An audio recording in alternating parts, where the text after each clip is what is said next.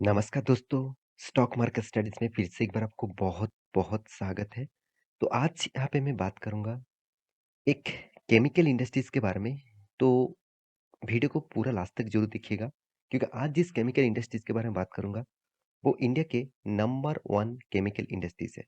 तो आप कहेंगे सर नंबर 1 तो हमेशा देखने को मिलता है पीडीलाइट, नहीं तो एसआरएफ, तो क्या उसी के ऊपर बात करेंगे? बिल्कुल भी नहीं। आज से मैं जिस केमिकल इंडस्ट्रीज़ के बारे में बात करूँगा, वो एक एग्रोकेमिकल, एक पेस्टिसाइड केमिकल इंडस्ट्री से बिलॉन्ग करते हैं। तो एग्रोकेमिकल पेस्टिसाइड इंडस्ट्रीज़ क्या है? तो देखिए, जितने सारे एग्रीकल्चर में जितने सारे मतलब पेस्टिसाइड यूज़ किया जाता है, तो उसी के ऊपर इस कंपनीज़ के बिज़नेस है। तो इंडिया के नंबर 1 पेस्टिसाइड बिज़नेस करने वाला कंपनीज़ है, नंबर 1 केमिकल इंडस्ट्रीज़ से बिलॉन्ग करने वाला कंपनीज़ है, तो जिसका नाम है यूपीएल।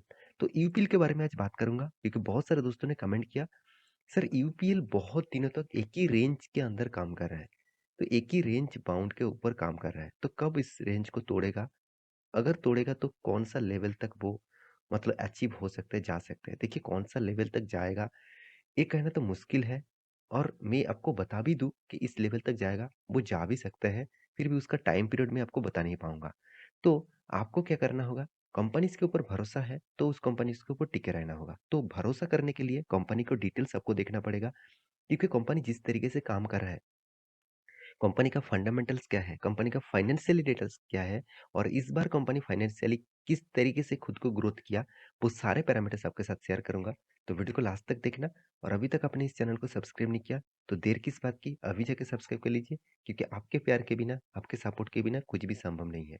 तो चलो देख लेते हैं आज के स्टॉक के बारे में। तो सबसे पहले मैं कंपनीज़ के डिपार्टमेंट वाइज़, मतलब कंपनी जिस सेक्टर में काम करते हैं, उस सेक्टर के बारे में बात करूँ, तो देखिए, ये जो एग्रीकल्चर में जितने सारे मतलब उम, पेस्टिसाइड यूज़ किया जाता है, जितने सारे केमिकल्स यूज़ किया जाता है, तो उसी के ही प्रोडक्ट बनाते हैं आप यूपीएल। तो आप एक बार यूपीएल का, यूपीएल एग्रोकेमिकल आप लिखेंगे, सॉरी, एक बार मैं लिखना चाहता हूँ यूपीएल एग्रोकेमिकल। तो आपको देखिए, आपको जो चीज़ मिलेगा, देखिए यूपीएल का कौन-सा प्रोडक्ट है, आपके सामने आ जाएगा। यहाँ पे देखिए स्वीप पावर्स, जो एक्चुअली जो केमिकल इंडस्ट्री से और एग्रोकेमिकल इंडस्ट्री से बिलॉन्ग करता है। देखिए, बहुत सारे प्रोडक्ट है इसका, बहुत सारे ब्रांड्स के साथ कंपनी काम करते हैं। तो इस कंपनीज़ का ग्रोथ और पोटेंशियल क्या है, वो आपको फाइनेंशियल रिजल्ट के ऊपर ही देखने को मिलेगा। तो चलो मैं डायरेक्ट आपको फाइनेंशियल रिजल्ट के ऊपर लेके जाता हूँ। तो फाइनेंशियल रिजल्ट जो है वो करोड़ों में दिया गया है।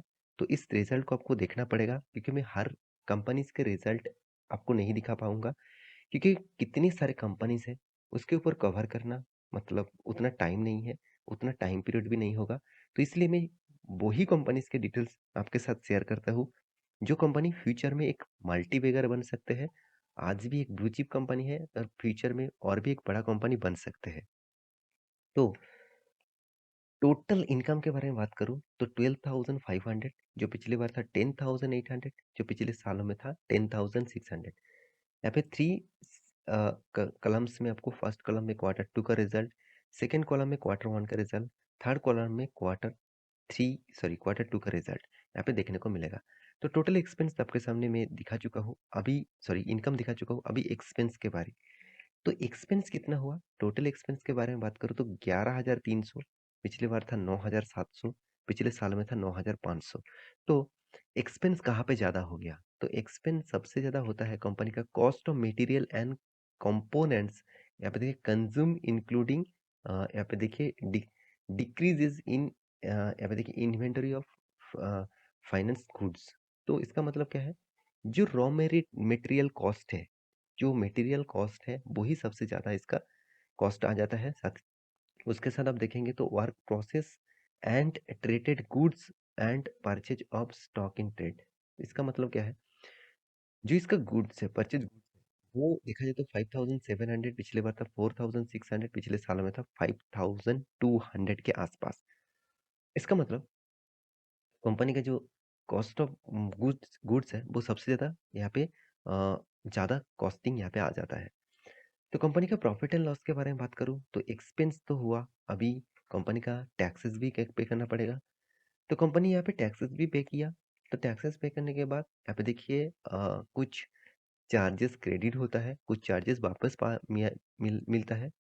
तो उसके हिसाब से नेट प्रॉफिट के बारे में बात करूँ तो कंपनी का जो नेट प्रॉफिट हुआ 969, पिछले बार था 1000, पिछले साल में था 7074। इसका मतलब कंपनी का इनकम अच्छा होने के बाद भी कंपनी का जो टोटल प्रॉफिट मार्जिन है वो वाई ऑफ वाई का तो बीट किया, मगर क्यू ऑफ क्यू को बीट नहीं कर पाया।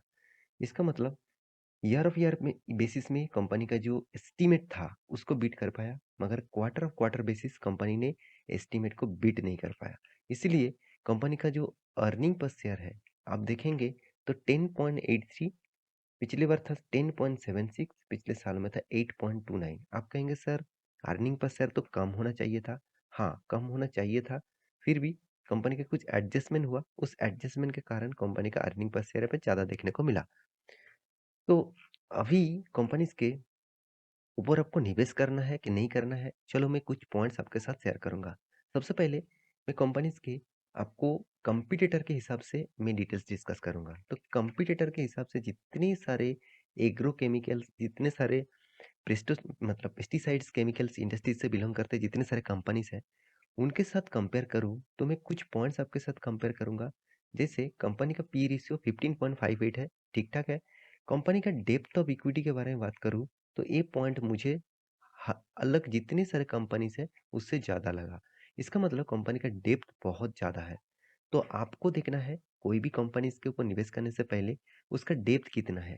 तो डेप्थ जितना ज़्यादा रहेगा उतना ही कंपनी के लिए मतलब प्रॉब्लम इशू फ्यूचर में आ सकते हैं। आप कहेंगे सर प्रॉब्लम इशू क्यों आएगा? क्योंकि इतना बड़ा कंपनी है 53,800, यही तो सबसे बड़ी बात है।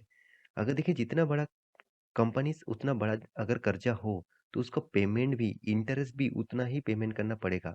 और इस इंटरेस्ट पेमेंट के कारण ही इस कंपनीज़ के जो कर्जा है, आज कंपनी की इनकम हो रहा है, कर्जा मिटा देंगे, चलो ठीक-ठाक है।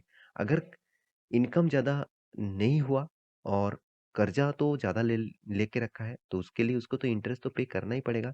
तो तब मैं ज़रूर कहूँगा इस तरीके से कंपनीज़ के ऊपर दिक्कत आ सकते हैं। तो फिर भी कंपनी का नंबर 1 कंपनी है और कंपनी में हर साल में ग्रोथ ऑफ पोटेंशियल बहुत शानदार दिखते हैं। कंपनी का देखिए वैल्यूएशन के हिसाब से ठीक-ठाक देखने को मिला। तो इस कंपनी के ऊपर मैं ऑब्वियसली फोकस रखने के लिए ज़रूर कहूँगा क्योंकि कंपनी बेस्ट परफॉर्मेंस हमेशा देते आए हैं। क्योंकि कंपनी के आप year of year basis performance देखेंगे तो हर साल में कंपनी का प्रॉफिट एंड लॉस ग्रोथ होता चला जा रहा है। तो इस तरीके से कंपनीज के ऊपर आपको हमेशा टिके रहना और बने रहना चाहिए। साथ ही साथ रिटर्न के मामले में 10 साल में 25% रिटर्न दिया, 5 साल 3 साल में उतना खास रिटर्न नहीं है। तो आप कहेंगे सर यहाँ पे खास रिटर्न क्यों नहीं है? क्योंकि बहुत दिनों तक कंपनी एक ही रेंज बाउंड के ऊपर काम कर रहा है। अगर इसका चार्ट पैटर्न आप देखेंगे तो देखिए कंपनी जब से स्टार्ट हुआ तब से इस कंपनी का पीरियड दिखा दूं। कंपनी जब से स्टार्ट हुआ, चलो मैं एक पीछे जाता हूँ। हाँ, कंपनी 2007 में स्टार्ट हुआ, सॉरी 2006 में स्टार्ट हुआ।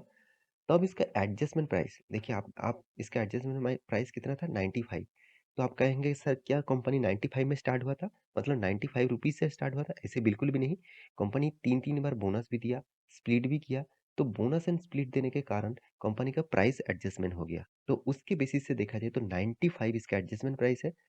और तब से लेकर कंपनी देखिए धीरे-धीरे करके अप ट्रेंड में गया। मगर कोविड के सिचुएशन में कंपनी में बहुत तेज़ी से गिरावट हुआ क्योंकि जो कंपनीज़ का हाई ₹700 के आसपास था, वो लेवल नीचे आ गया था कितना? 250 के आसपास। तो कितना बड़ा गिरावट है आप देख सकते हैं।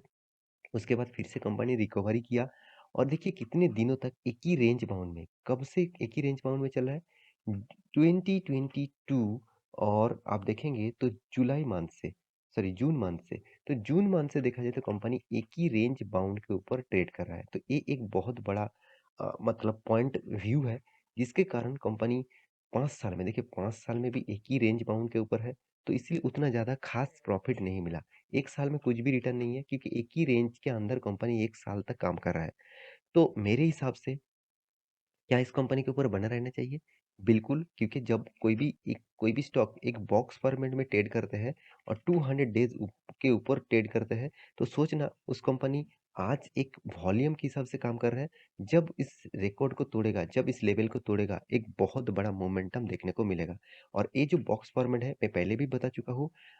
यूएस में एक डांसर था निकोलस नाम का, तो उन्होंने इस बॉक्स फॉर्मेट का इन्वेंट किया मतलब उन्होंने इस स्ट्रैटेजीज़ को इन्वेंट किया कि कोई भी स्टॉक अगर बॉक्स फॉर्मेट में काम करते हैं, अगर वो बॉक्स रेंज से बाहर होते हैं, तो एक स्ट्रॉन्ग वॉल्यूम के साथ तो एक बहुत बड़ा मोमेंटम देखने को मिल सकता है। देखिए हर टाइम 100% इस तरीके से सही नहीं होता, तो फिर भी आप स्टडी करना, उसके बाद इस कंपनी के ऊपर निवेश करना क्योंकि टोटल वीडियो एजुकेशन पर्पज़ में था और आप इस वीडियो को लास्ट तक आप देखे हैं, तो इसलिए बहुत-बहुत धन्यवाद। तो मेरे वीडियो अच्छे लगे तो लाइक करना, दोस्तों के साथ शेयर भी करना और चैनल को सब्सक्राइब भी करना।